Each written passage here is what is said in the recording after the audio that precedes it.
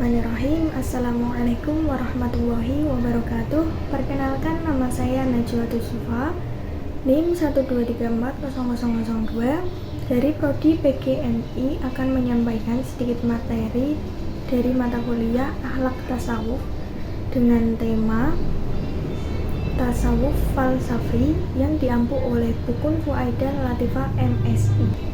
Baik, langsung saja masuk ke dalam materi. Yang pertama ada pengertian tasawuf falsafi. Tasawuf falsafi adalah tasawuf yang ajaran-ajarannya memadukan antara visi mistis dan visi rasional.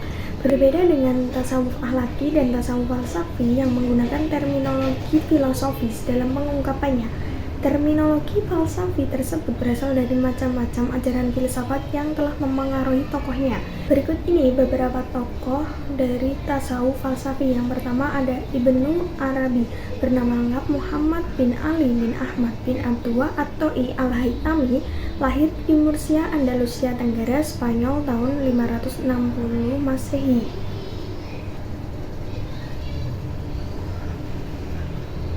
Di antara karya monumentalnya adalah Al-Futuhat Al-Makkiyah yang ditulis tahun 1201 dan masih banyak karya-karya lainnya.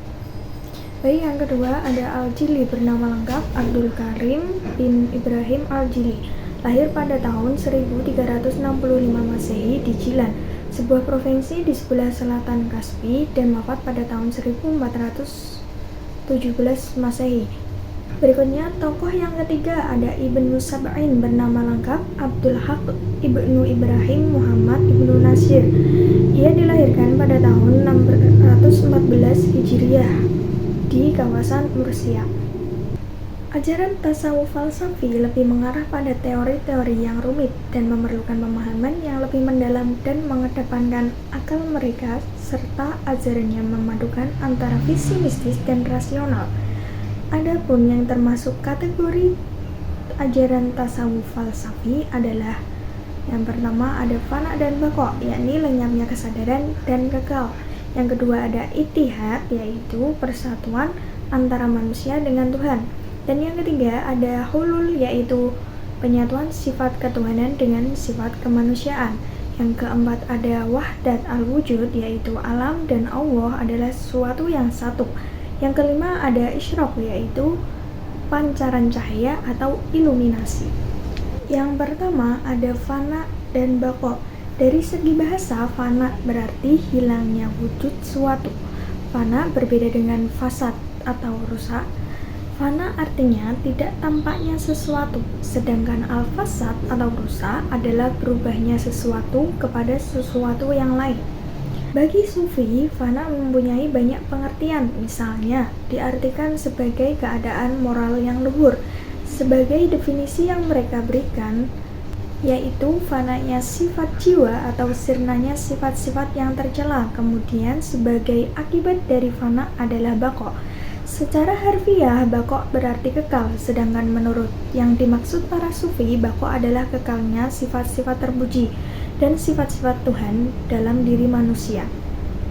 Dalam pengalaman para Sufi, fana selalu diiringi dengan baqo, di mana keduanya ini merupakan kembar yang tidak dapat dipisahkan dan datang beriringan, sebagaimana dinyatakan oleh para ahli tasawuf yang berbunyi, apabila tampaklah nur kebaqoan, maka fanalah yang tiada dan baqolah yang kekal. Dengan demikian dapat dipahami bahwa yang dimaksud dengan fana adalah lenyapnya sifat-sifat basyariah, akhlak yang tercela, kebodohan, dan perbuatan maksiat dari diri manusia.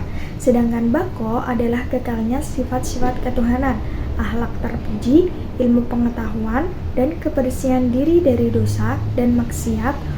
Untuk mencapai baqo ini perlu dilakukan usaha-usaha seperti bertaubat, berzikir, beribadah, dan menghiasi diri dengan akhlak yang terpuji. Sebagian orang mengisyaratkan bahwa fana itu adalah meninggalkan sifat-sifat tercela, sedangkan baqo itu dilahirkan dari sifat-sifat terpuji. Dengan demikian, seseorang tidak akan kosong dari dua sifat tersebut. Tidak mungkin jika hanya didapati adanya salah satu sifat dari dua sifat tersebut, karena orang yang kosong dari sifat tercela maka tentu akan nampak sifat-sifat terpuji. Barang siapa yang dikalahkan oleh sifat-sifat tercela, maka sifat terpuji itu akan tertutup.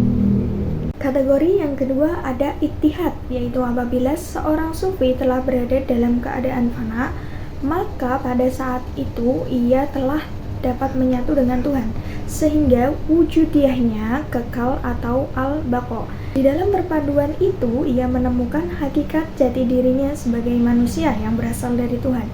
Itulah yang dimaksud dengan ittihad. Pengertian ittihad sebagaimana disebutkan dalam sufi terminologi adalah penggabungan antara dua hal yang menjadi satu.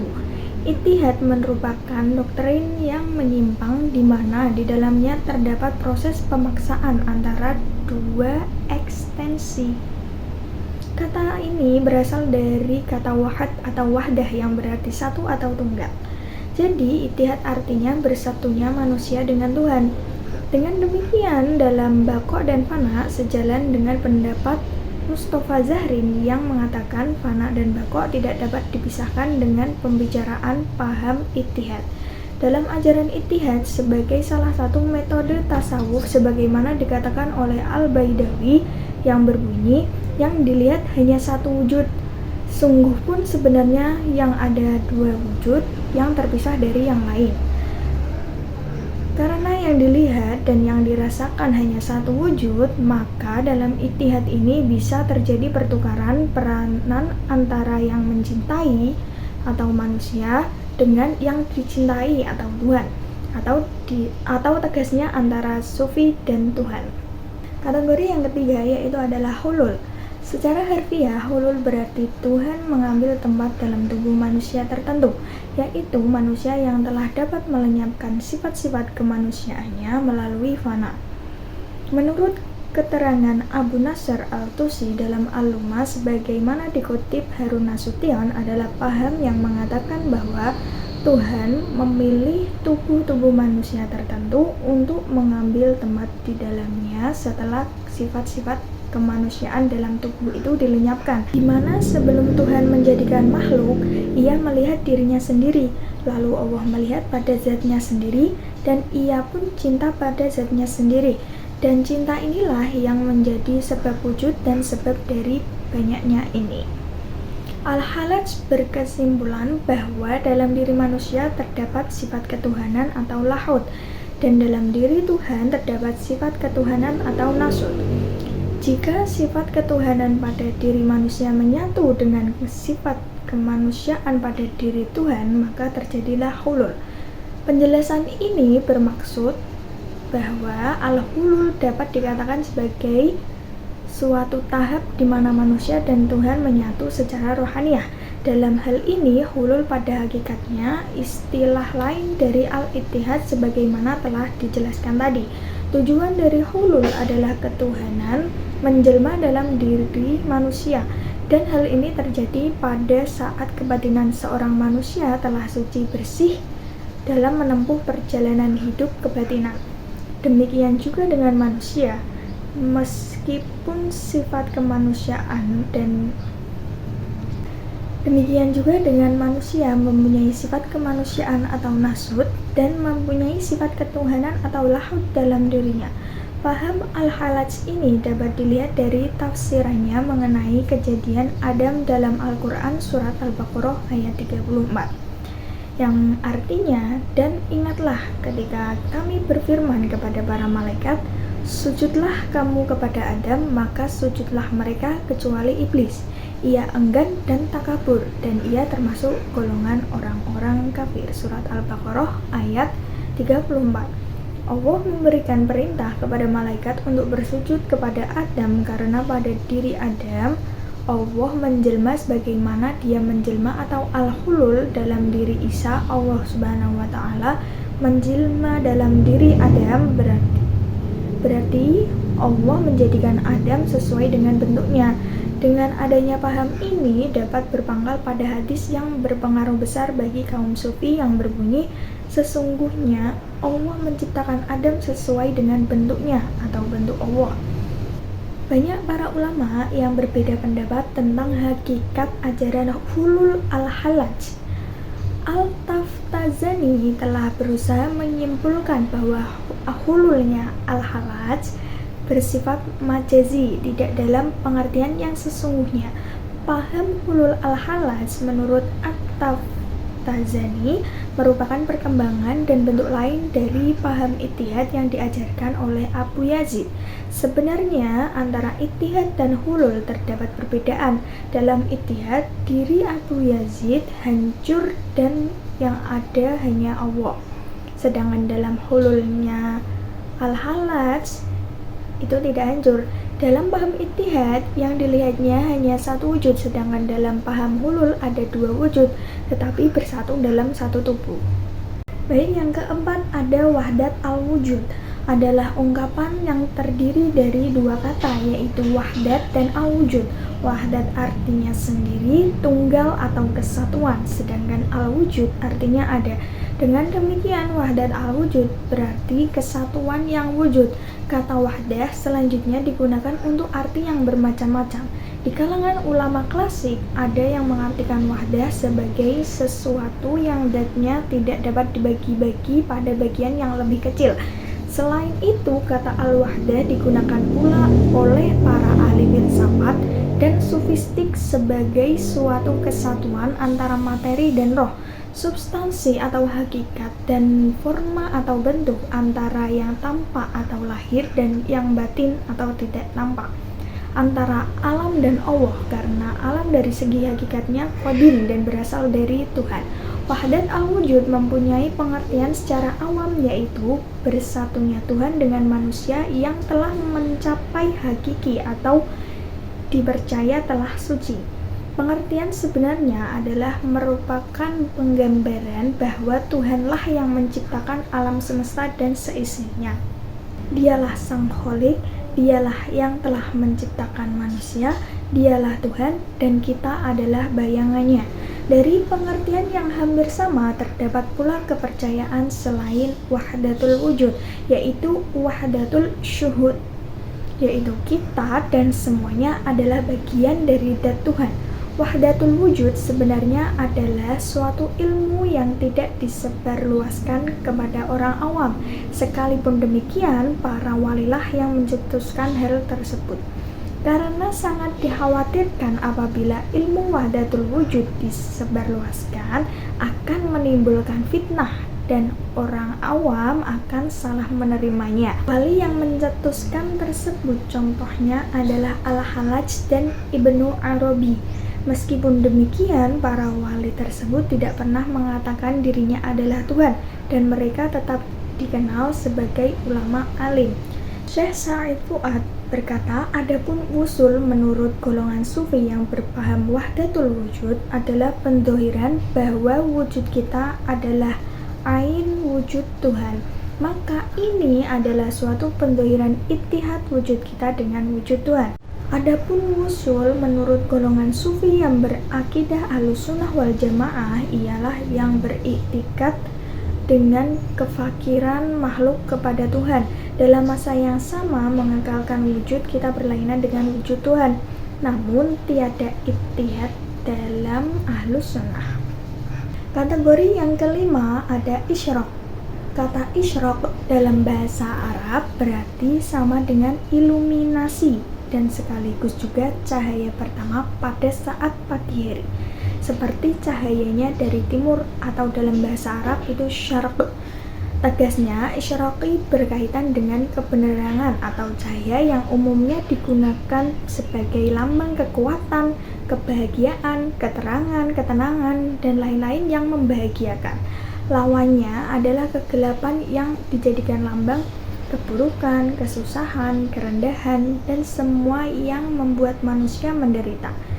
Timur tidak hanya berarti secara geografis, tetapi diartikan juga sebagai awal cahaya atau realitas. Konsep tasawuf al-isyraq adalah tipe tasawuf falsafi yang paling orisinil di antara konsep-konsep tasawuf yang sealiran. Perkiraan ini cukup beralasan mengingat bahwa Suhrawardi al-Maqdul sebagai konseptornya.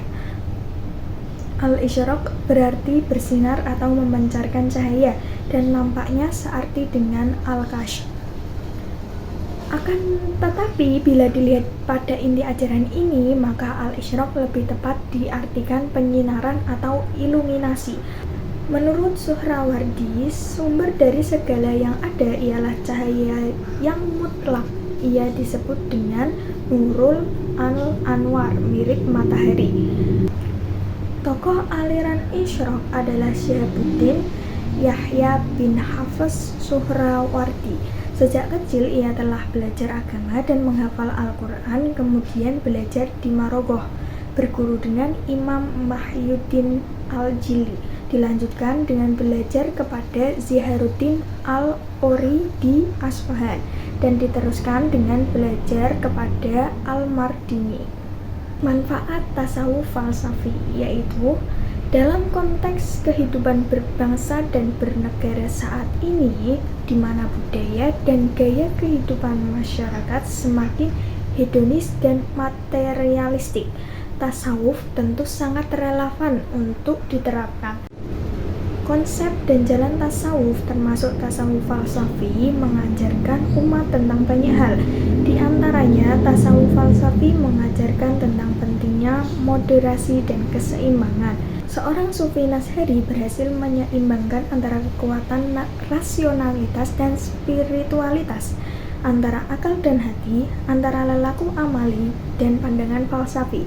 Tasawuf falsafi juga mengajarkan tentang pentingnya memfanakan, menafikan, dan meluluh lantahkan sifat-sifat tercela yang menyamanyam dalam diri, seperti keserakahan, keangkuhan, kesombongan, keputusasaan, merasa paling benar, dan sifat-sifat nasutiyah lainnya. Tasawuf falsafi mengajarkan tentang pentingnya menghadirkan visi misi ketuhanan dalam segenap kehidupan, baik kehidupan pribadi, keluarga, dan masyarakat, maupun kehidupan berbangsa dan bernegara. Kesimpulan dari materi yang saya sampaikan tadi adalah tasawuf falsafi adalah tasawuf yang ajaran-ajarannya memadukan antara visi mistis dan visi rasional penggagasnya. Berbeda dengan tasawuf akhlaki atau sunni, tasawuf falsafi menggunakan terminologi filosofis dalam pengungkapannya serta berasal dari berbagai macam ajaran filsafat yang telah mempengaruhi para tokohnya. Tasawuf falsafi muncul dengan jelas dalam hasanah Islam sejak abad ke-6 Hijriah, meskipun para tokohnya baru dikenal seabad kemudian. Sejak saat itu, tasawuf jenis ini hidup dan berkembang, terutama di kalangan para sufi yang juga filosofis. Sampai menjelang akhir-akhir ini, adanya pemaduan antara tasawuf dan filsafat dalam ajaran tasawuf disebabkan ajaran-ajaran tasawuf jenis ini bercampur dengan sejumlah ajaran filsafat di luar Islam, seperti Yunani, Persia, India, dan agama Nasrani. Tetapi orisinalitasnya sebagai tasawuf tetap tidak hilang.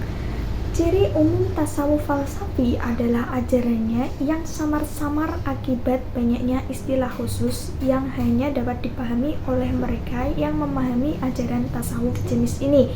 Tasawuf falsafi tidak dapat dipandang sebagai filsafat karena ajaran dan metodenya didasarkan pada rasa atau zuk, tetapi tidak dapat pula dikategorikan sebagai tasawuf dalam pengertiannya yang murni karena ajarannya sering diungkapkan dalam bahasa filsafat dan lebih berorientasi pada panteisme. Adapun beberapa tema ajaran tasawuf falsafi berkenaan dengan fana, baqo, ittihad, hulul, dan isyraq. Cukup sekian materi singkat yang dapat saya sampaikan. Apabila ada kesalahan, mohon dimaafkan. Ihdinas syiratal mustaqim wal afu minkum. Wassalamualaikum warahmatullahi wabarakatuh.